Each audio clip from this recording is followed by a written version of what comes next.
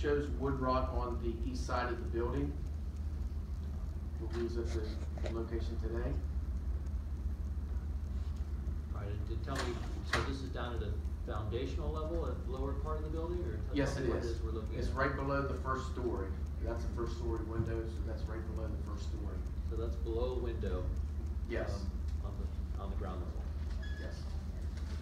Here's another one, another photo, different window. What sort of rot is this? Can you tell whether it's termite or water damage? It looks like it is water damage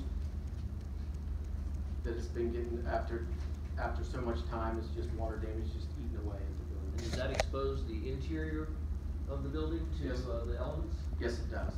So that is And I above, believe- is that above the floor level then? Yes. And what is the significance of the structure being open to the elements like that? Open to the elements, you're gonna get your rain, your wind, and you're gonna get inside damage, once the water, intrudes into the building. And what are the likely effects of the intrusion of the water? And wood rot on the inside, your drywall on the inside, or plaster on the inside will be damaged. Then it'd be a lot of repair from that. Would this also allow vermin to enter? Oh, most definitely, yes. All right, next photo, please.